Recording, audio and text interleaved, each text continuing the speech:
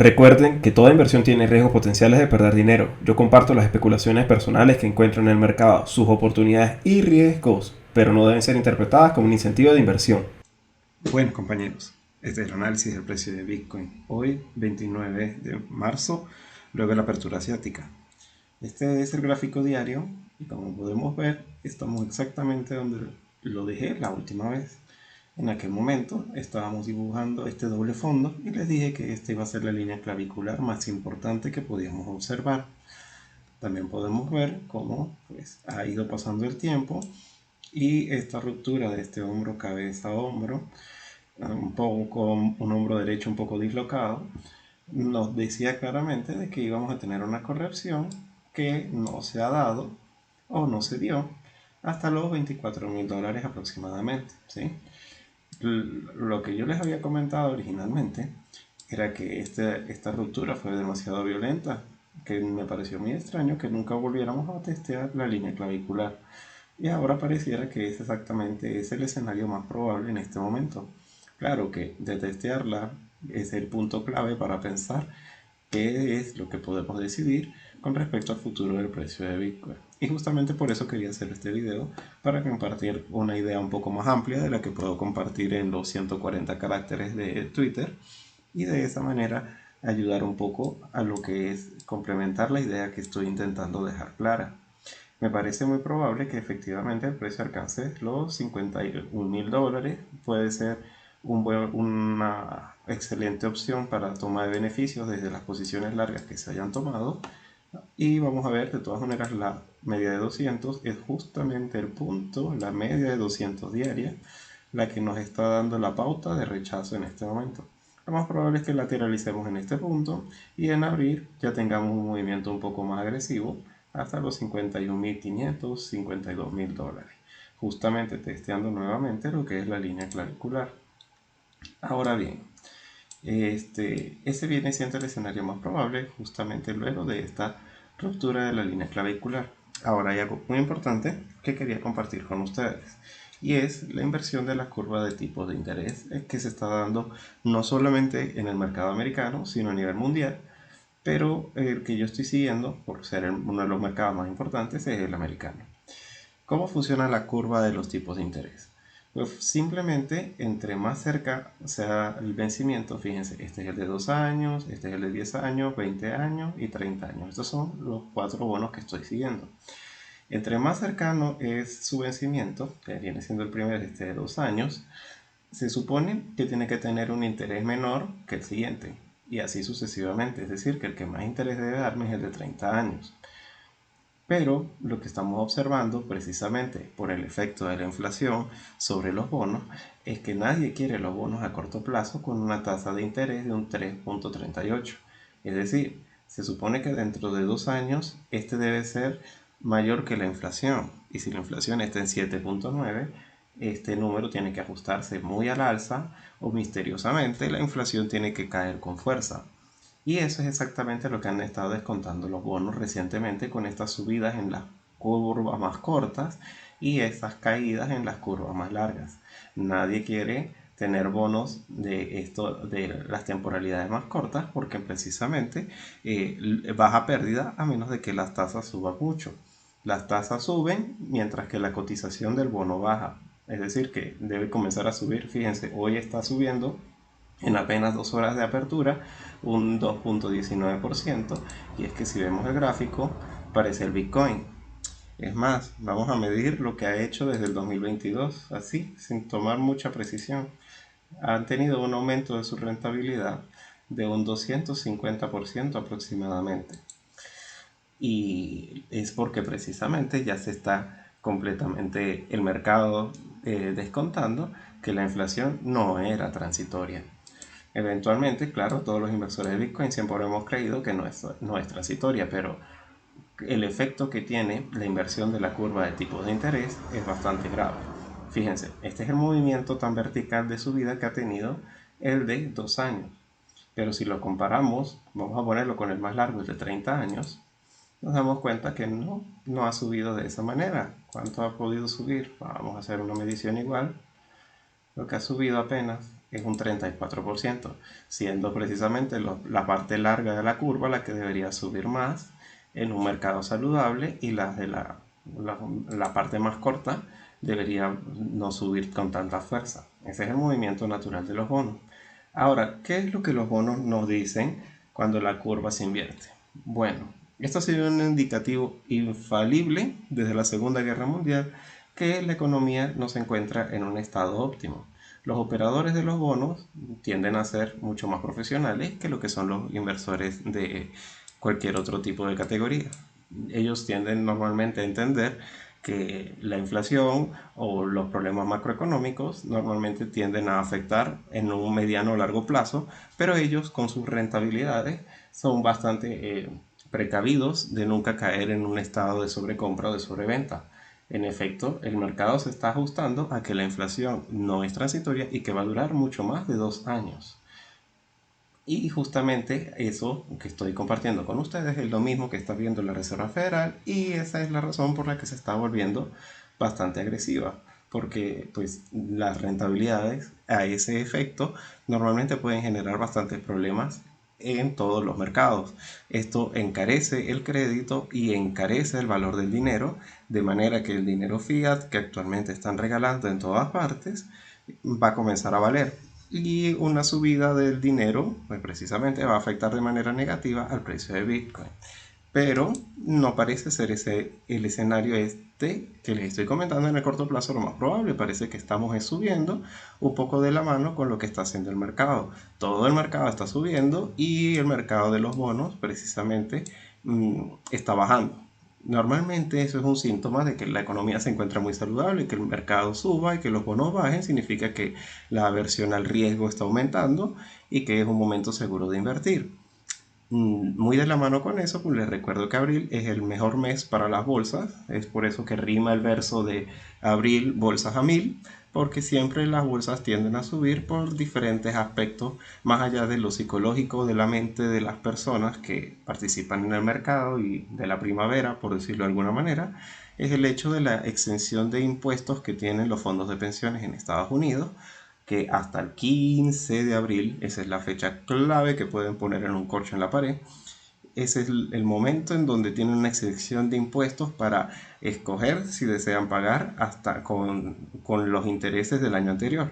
Y siendo este un año de subidas de interés, es precisamente saltarse del barco que se hunde si tienes la oportunidad de comprar en abril con las tasas a cero que estaban el año pasado y saltarte las 7 o 9 subidas de tipo de interés que Jerome Powell nos ha avisado en su última reunión que va a comenzar a subir las tasas en cada una de las próximas citas de la Fed. Ahora bien, vamos a ir un poco a lo que es el análisis del precio de Bitcoin y luego voy a compartir con ustedes tres gráficos muy importantes.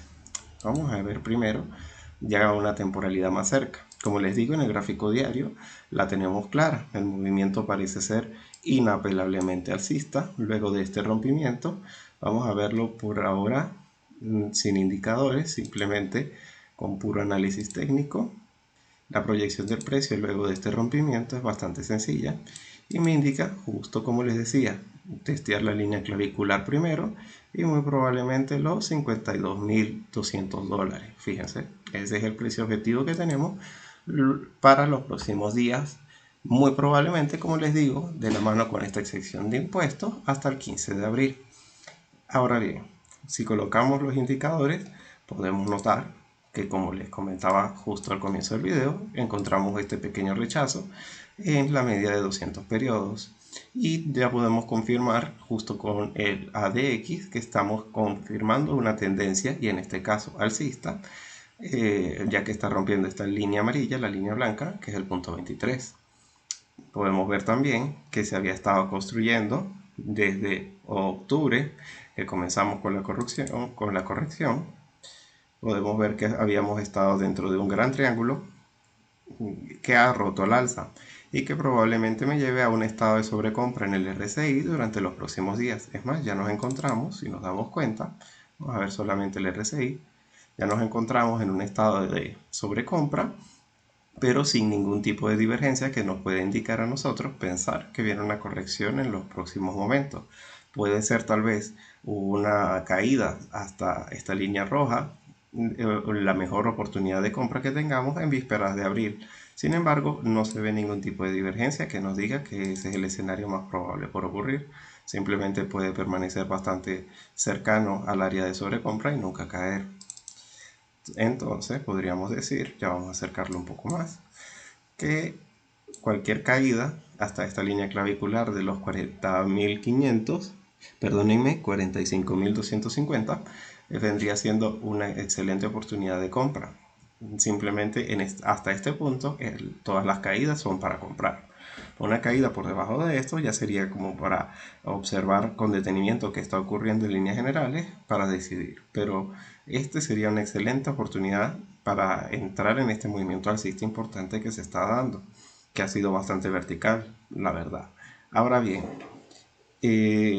puedo comentarlo lo que está ocurriendo en una temporalidad más pequeña. Y ya ahí encontramos que probablemente sí tengamos la oportunidad de comprar próximamente. Ya podemos ver que tenemos una divergencia en el RSI. A esta temporalidad más pequeña ya sí se muestra la divergencia. Si se dan cuenta, esta vela, vamos a dibujarlo, ya me está mostrando que tiene un patrón de agotamiento. Fíjense, justo aquí se estaba sobrecomprado y estaba justo por la parte superior del precio, pero luego el precio siguió subiendo, mientras que el RSI no lo acompañaba. Incluso hasta este punto lo sigue haciendo prácticamente, se encuentra justo en la parte superior, pero el RSI ya se encuentra por la parte baja, ya se está mostrando la corrección. Del mismo modo vemos el ADX ya con pendiente negativa y la formación del valle rojo.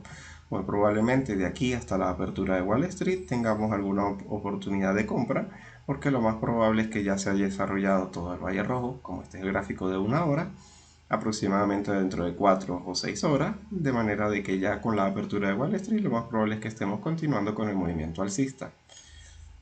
Eso viene siendo lo que podemos ver más a corto plazo. Ahora, justamente quería compartirles algo bastante interesante que estuve leyendo. Fue como una especie de chiste que alguien comentaba en Twitter y decía: no estamos largos de Bitcoin, es decir, no creemos que el Bitcoin vaya a subir, lo que creemos es que la volatilidad va a bajar. Y mostraba un gráfico de meses en donde en efecto cada vez que cae la volatilidad del SP500 el Bitcoin sube, y cada vez que sube la volatilidad el Bitcoin cae. En cierto modo el chiste era desagradable porque dejaba claro que no era ningún tipo de valor refugio, pero luego de verlo con detenimiento encuentro una pista muy importante, y es que es así. Cada vez que la volatilidad toca un suelo importante es el momento importante para ir al alza, mientras que cuando ya se ve que ese punto bajo va a comenzar a subir son las caídas de Bitcoin. Fíjense solamente en este movimiento que estamos teniendo en este momento. El mínimo se toca el 7 de marzo. Bueno, ya veníamos de varios mínimos bastante espantosos, pero el más reciente y el último y la mejor oportunidad de compra, ya donde era un poco más seguro, fue el 7 de marzo. Y si vemos el VIX, cómo se estaba comportando en ese momento, estaba tocando su máximo y cumpliendo la máxima que estaba leyendo en Twitter. Justamente, cada vez que la volatilidad comienza a caer, el Bitcoin comienza a subir. Y entonces podemos comenzar a especular que cuando el VIX haya tocado piso y comience a subir, es más probable en donde comencemos a ver las correcciones importantes de Bitcoin. Entonces creo que debemos comenzar a seguir los movimientos del VIX para poder evaluar cuáles son los momentos de compra y de venta más importantes. Justamente el VIX en este punto se encuentra en uno de los puntos más bajos del año. Si se dan cuenta, comenzando el año fue el mínimo que tuvimos, y hoy por hoy lo que es el punto 17 viene siendo uno de los más bajos, y el punto 19, que es exactamente donde está, es el segundo más bajo del año. Y podríamos decir que estamos viendo los precios máximos de Bitcoin justamente de la mano con los mínimos del VIX. Entonces la volatilidad tiene tiene una inversa relación con Bitcoin, y más allá de que eso signifique que no es ningún valor refugio, no es importante lo que el mercado considere, lo importante es cuál oportunidad de trading se puede aprovechar en base a este descubrimiento. Es como para no dejar de lado lo que es la volatilidad del SP500, más allá de simplemente ver el SP500, porque me parece bastante interesante que justo el último día del movimiento alcista del VIX fue justo cuando comenzamos el movimiento alcista de Bitcoin. Cualquiera que hubiera tenido esta pista en la mano se hubiera podido percatar. Personalmente ya yo estaba alcista porque justamente en ese momento fue que Jerome Powell nos habló sobre la subida de las tasas de interés y nos dejó claro que todo era como se esperaba y el mercado, como ya lo tenía todo descontado, comenzó a subir con fuerza. Yo lo hice fue precisamente en base a noticias fundamentales, pero bastante interesante hubiera sido seguir esta pista. Ahora bien, justo como yo les había estado comentando, me parece muy interesante compartir tres gráficos con ustedes hablando de Jerome Powell y las subidas de las tasas de interés. Ah, Justamente eso es lo que está descontando el mercado de bonos, que nadie va a querer comprar bonos si precisamente el interés bancario va a comenzar a subir. Ahora bien, este gráfico está bastante interesado, es justamente de Ned Davis de Bloomberg. Aquí están todos lo que han sido los ciclos de subida de los tipos de interés por la Fed. Y este ha sido el movimiento que ha hecho el mercado los 10 días siguientes de que haya comenzado la subida de tasas de interés. Si se dan cuenta, justo con la primera subida de tipo en 1946, ya nadie queda de esos operadores de la época, pero si se dan cuenta tuvo una caída del 1%. Y así sucesivamente, este es el gráfico. Ahora, ¿cuál es la pista más llamativa? Justo el año que comenzaron las subidas donde se pinchó la burbuja.com, se comenzó las subidas de las tasas de interés y tuvo una subida abrupta, lo que había sido la subida del SP500 en los 10 días posteriores a una subida de tasas de interés de un 3.8%. Parece que cuando el mercado está en burbuja, continúa en burbuja un tiempo más luego de las subidas de las tasas de interés. Y fíjense, jamás en la historia el mercado había subido no solamente más de 3.8, es que prácticamente hizo el doble. 6.6 subió el SP500 en los 10 primeros días, justo luego de la primera subida de tipos de interés.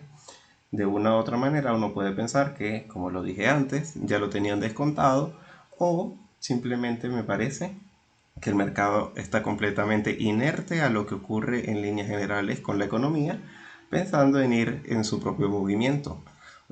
Todo tiene que ver es con vencimientos de derivados, todo tiene que ver es con Elon Musk y nada tiene que ver con la inflación ni con elementos macroeconómicos. Justamente pareciera como si todos los nuevos inversores estuvieran totalmente apartados de lo que está ocurriendo en realidad. No me sorprende que el mercado no caiga con la guerra. Lo que me sorprende de verdad es que siga estando en un movimiento tan agresivo al alza y que duren durante días, justamente cuando todo pareciera que fuera a pintar mal durante bastante tiempo. Y lo digo justamente un poco de la mano con el siguiente gráfico. Está justo acá. Permítanme un momento. Ajá. Este es un gráfico por meses. Desde 12 meses antes, el día en que comienzan a subir las tasas de interés, y 24 meses después de que se suben las tasas de interés, clasificando en lo que son los años de no subidas con azul eléctrico, subidas aceleradas con este azul que viene siendo este de acá. Es bastante parecido al azul eléctrico. Estas son las subidas aceleradas y el azul clarito son las subidas que son graduales, es decir, que van bastante paulatinas, no en todas las reuniones o en todas las reuniones, pero con subidas bastante ligeras. Y el promedio de todas las subidas, o sea, de los años, este es el promedio entre estas tres, el amarillo. Olvidémonos del amarillo. Concentrémonos en el año en donde no se sube y el año en donde se sube con un ritmo gradual, es decir, el azul más clarito y el azul más oscuro.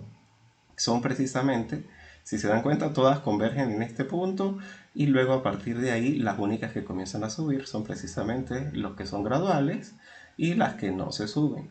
Son estas dos. Si se dan cuenta, solamente hay una pequeña tempestad de aproximadamente 2 meses antes hasta 2 meses después, donde ambas comienzan a despegar con fuerza y pues precisamente suben más, termina siendo a 2 años vista más alcistas donde no hay subida de tasas que donde sí las hay.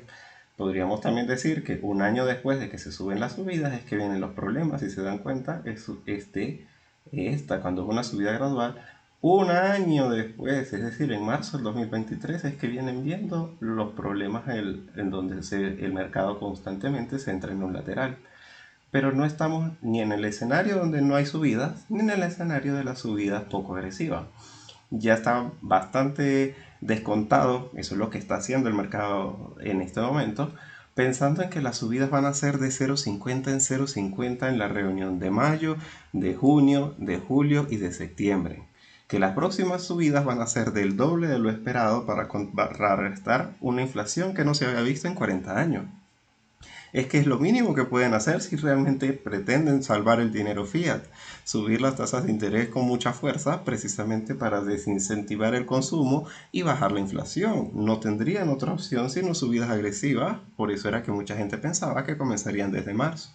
Pero la guerra ha sido un factor muy inflacionario que la Fed no había considerado y que los obliga a tener que ser agresivos. Y miren lo que ocurre cuando es agresivo. Aquí comienza la subida y 4 meses después estamos en el mismo lugar, 8 meses después estamos en el mismo lugar, fíjense con un pequeño movimiento alcista, pero indiferente, otra misma oportunidad de compra en el mismo precio, pero es que un año después en el mismo lugar, y luego de una caída a los 20 meses vemos que a los 2 años seguimos en el mismo lugar. Cuando las subidas de las tasas de interés son demasiado agresivas por parte de la Fed, el mercado no es que cae con fuerza, no es que se va a una recesión, pero al menos deja de subir con fuerza, deja de buscar nuevos máximos como constantemente lo hace cuando hay subidas normales o cuando hay subidas paulatinas. Subidas agresivas son bastante tóxicas y no necesariamente llevan a una recesión, pero precisamente no le permiten buscar nuevos máximos mucho más altos. Si se dan cuenta, el máximo más alto que históricamente lleva este registro de todas las subidas de interés nos muestra que se alcanza hasta 6 meses después de la primera subida. Precisamente de aquí a septiembre se supone que las subidas aún no han hecho su efecto en el mercado y aún se puede subir un poco más. Pero a partir de este punto, desde el mes 6 en adelante, es una corrección constante que dura mucho más de un año y justamente me imagino ya que en estos puntos ya la Fed debe reaccionar y de una u otra manera, si ya ha controlado la inflación, al menos dejar de subir las tasas de interés o comenzar a pensar en bajarlo y comenzar una nueva QE. Y ya por último, quería comentarles lo que más o menos cuáles fueron los movimientos de los rebotes en la crisis del 2008. ¿Por qué? Porque si realmente estuviéramos pensando en que va a haber un crash, pero lo vamos a descartar con las subidas que tenga el mercado, pues la vamos a tener más difícil de lo que parece. Fíjense que para justamente cuando ya estaba llegando a su mínimo el crash, se tuvo subidas muy importantes en el mercado, que luego continuaron con un movimiento bajista muy fuerte, y cada una de las subidas realmente simplemente representó una perfecta oportunidad de venta porque faltaba lo peor y porque faltaba lo peor. Aquí está precisamente marcado por números y cuáles fueron las fechas y el movimiento que tuvieron durante esos números. Fíjense, desde el 17 de septiembre hasta el 8 se tuvo una subida del 9%. ¿Sí? Este movimiento, el 9%, para luego caer mucho más. El segundo movimiento desde el 10 de octubre, precisamente se sube hasta un 12% para volver a caer y luego recuperar un 9%. Se dan cuenta cómo incluso el 20 de noviembre se recupera, que es el número 5, se recupera un 19%, pero igualmente todavía le quedaba una fuerza de corrección. Fue justamente el último movimiento, el que no fue el más agresivo, que fue de un 11%, el que prácticamente alcanzó este máximo y ya las correcciones fueron bastante menores para comenzar a salir de la crisis en el 2009. Y es precisamente eso. No todos los rebotes alcistas, porque rompan un máximo anterior, es decir, se construya un máximo mayor que el anterior, necesariamente ya han culminado el movimiento bajista y nos da la perfecta oportunidad de compra. Como por ejemplo haber comprado aquí, por ejemplo haber comprado aquí, en cualquiera de las dos, porque te faltaban los dos mínimos más agresivos. ¿Sí? Y de esa misma forma me parece que se puede comenzar a visualizar Bitcoin. no podemos pensar realmente que este es un año de acumular porque a estos precios se nos va a ir el mercado a alguna parte. O que el efecto del halving aún no ha comenzado, o muchas de esas cosas que estamos leyendo por todas partes, precisamente pensando en que este es un año de subidas de tasas de interés y estamos viendo una inflación que no habíamos visto desde hace 40 años. Cualquiera me puede decir que en efecto el Bitcoin fue creado para resguardarse de la inflación, pero ahora yo les quiero poner este ejemplo. Sí, estaba muy bien esa idea de que el Bitcoin fue creado con la intención de resguardarnos de la inflación. Pero es como la idea de comprar atunes a $150 para resguardarte de la inflación. Los estás comprando caros. Este puede ser la mejor forma de dinero del mundo, que lo es la más eficiente y la más perfecta, pero está muy caro, a $47,000 está extremadamente caro, para simplemente pensar que debemos luchar por los últimos Bitcoin que quedan. Es simplemente mi apreciación. Tal vez estoy totalmente equivocado y esta resistencia va a ser rota y esto se va a ir muy lejos. Pero yo lo único que creo es que este movimiento alcista tiene una fecha de caducidad que muy probablemente sea la del 15 de marzo o un poco previo al 4 de mayo. Justamente esos 21 días que están ahí, en donde muy probablemente se suban las tasas de interés 0,50, ya el mercado de bonos haya terminado de invertir su curva y precisamente la volatilidad ya probablemente haya comenzado a subir y su relación inversa con Bitcoin haya comenzado a dar unas mejores zonas de compra. Yo no creo que este sea un año para comprar y guardar. Este es un año para comprar abajo y vender arriba y volver a comprar abajo y volver a vender arriba. Es un año de traders, no es un año de inversores. Porque cuando ya el mercado haya terminado de descontar todas las subidas de tasas de interés que se tienen previstas, una por cada reunión durante todo el año, y la última es la de la de diciembre, muy probablemente de aquí a allá es que podamos haber encontrado el mínimo importante para acumular Bitcoin. De aquí en adelante lo más probable es que se pueda aprovechar para ganar dinero comprando cuando baje un poco y vendiendo cuando suba otro poco, sin nunca pensar en que el movimiento va a ser definitivo. Como les mostraba en este gráfico, los movimientos en el 2008 fueron bastante agresivos y en aquel tiempo solamente fue una crisis financiera sin ningún tipo de crisis inflacionaria. Simplemente estaba el petróleo a más de $100, justamente como ahora, y eso llevó a las materias primas a unos movimientos importantes que se especulaba, todo fue un proceso de especulación que no estaba materializado actualmente. Sí, ya tenemos la inversión de las curvas, ya tenemos el petróleo a más de 100. Actualmente este es el mejor momento para tener cuidado, este es el mejor momento para perder dinero con stop loss. Y bueno, compañeros, yo quería hacer un video un poco más largo que los que hago de costumbre, precisamente para ponerme al día con todas las ideas que he estado compartiendo recientemente. Tal vez los próximos videos no sean así de largos, pero quería dejar claro más o menos cuál era mi posición frente a las cosas que están sucediendo. Si tienes alguna duda, no olvides dejarlo en la caja de comentarios y darle like a este video. Bueno, compañeros, nos vemos entonces en unas horas. Hasta luego.